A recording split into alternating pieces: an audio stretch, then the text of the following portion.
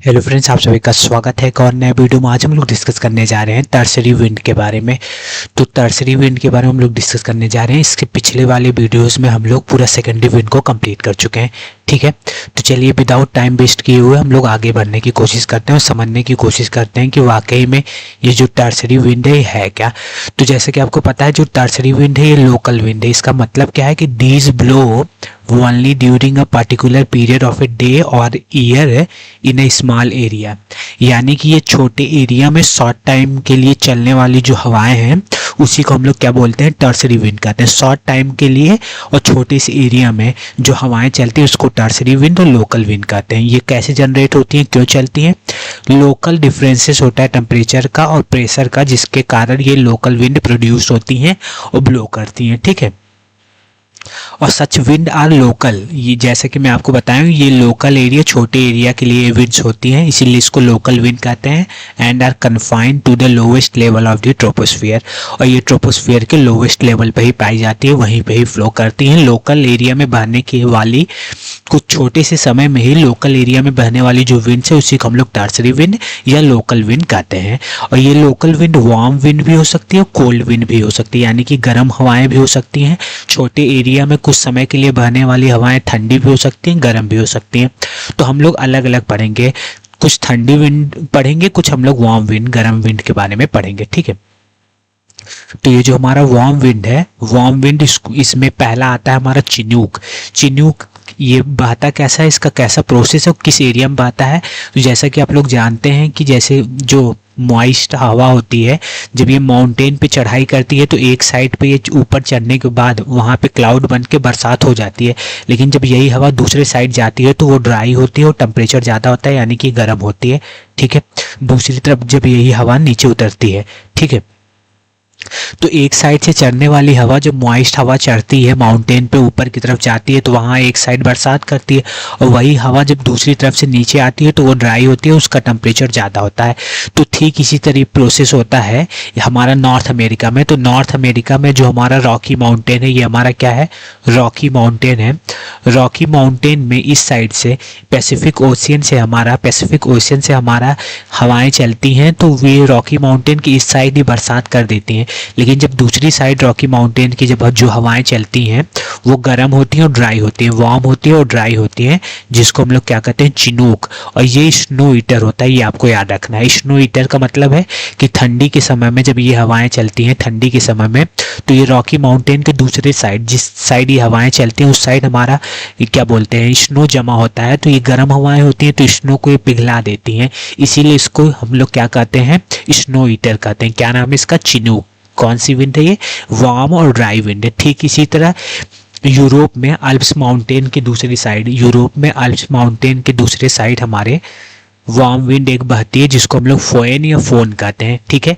Alps mountain के दूसरे side, levered side, जो मैं अभी आपको फिगर में दिखाया।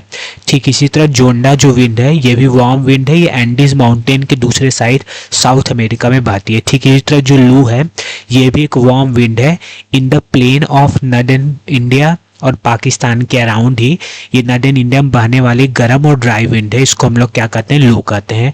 तो ये रही 4 गर्म हवाओं के बारे में हम लोग पढ़ चुके हैं। ठीक इसी तरह 5वीं जो गर्म हवा है, ये गर्म हवा जो हमारा सहारा डेजर्ट है, इससे इस तरफ की तरफ बहती है। तो ये हमारा मेडिटेरेनियन सी है, जैसा कि आपको पता है मेडिटेरेनियन सी। तो आप लोग इसमें देखिए, यहाँ पे देखिए इस फिगर में, तो ये जो सिरको ये भी एक वार्म विंड है, लेकिन इसका कुछ कैरेक्टरिस्टिक है वो आपको याद रखना है। ये सहारा डेजर्ट से रेड सैंड को लेते हुए मेडिटेरेनियन सी को क्रॉस करते हुए जब अल्प्स माउंटेन तक पहुंचती है तो वहाँ पे वो इस साइड तो वो बरसात कर देती है, ये रेड सैंड लेके आती है। तो यहाँ पे इस साइड जो अल्प्स माउंटेन की इसी साइड जो बरसात होती है वो ब्लड रेन होती है। तो ये जो सिरको विंड है ये वार्म विंड है और ये ब्लड रेन के लिए, मतलब खूनी बरसात के लिए रिस्पॉन्सिबल है। तो अगर कभी पूछे कि कौन सा वार्म विंड या लोकल विंड है जो ब्लड रेन के लिए रिस्पॉन्सिबल है, तो वो सिरको है, जिसके कारण अल्प्स की इसी साइड जहाँ ये ब्लड रेन होता है वहाँ पे जो सिट्रस फ्रूट वो कल्टीवेशन उसका होता है, उसको ये हैम्पर करता है, उसको ये रोकता है, ये जो ब्लड रेन होता है। ठीक इसी तरह एक हमारा इसी डेजर्ट के ही अराउंड, डेजर्ट के ही आसपास ये गल्फ, सहारा डेजर्ट से निकलते हुए गल्फ ऑफ गिनिया की तरफ बहने वाली हवा एक हर्मेटन विंड होती है, जो विंटर में बहती है, पूरी विंटर नहीं, कुछ छोटे समय में ही ठंडियों में बहने वाली विंड है, जिसको हम लोग डॉक्टर विंड कहते हैं, क्योंकि ये इक्वेटर के पास का एरिया है। यहाँ पे पूरे साल भर के मैक्सिमम हिस्से में ह्यूमिड होता है।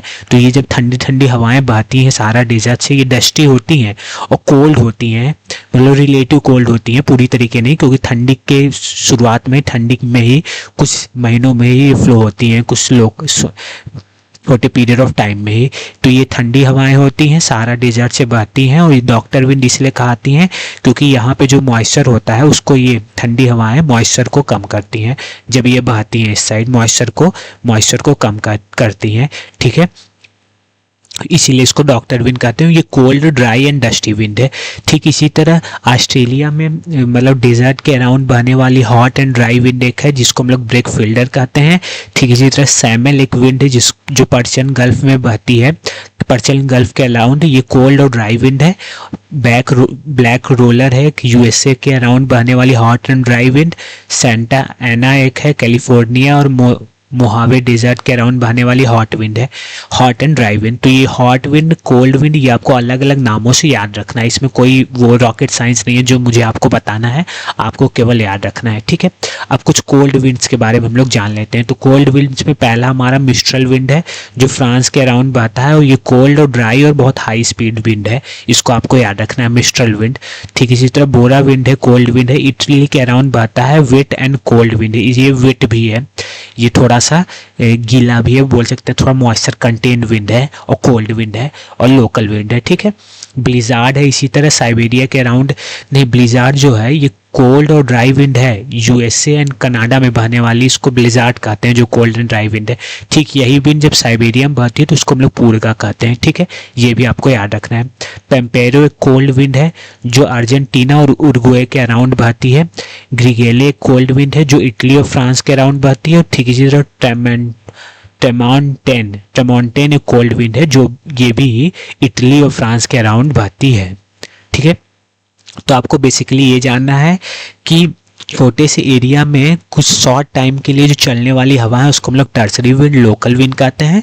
जो गर्म हवाएं भी हो सकती हैं, वो ठंडी हवाएं भी हो सकती हैं, यानी कि वार्म लोकल विंड भी हो सकती हैं, कोल्ड लोकल विंड्स भी हो सकती हैं, जो मैं आपको अलग अलग warm and cold local winds के बारे में कैसे जनरेट होता है, किस किस लोकल एरिया में किस किस जगह फ्लो होता है, मैं आपको बता दिया हूँ। अब आपकी जिम्मेदारी है इसको याद रखना, ठीक है। तो आशा करता हूँ वीडियो अच्छा लगा होगा, तो कमेंट करके जरूर बताइएगा, और वीडियो को लाइक एंड चैनल को सब्सक्राइब जरूर करिएगा। धन्यवाद।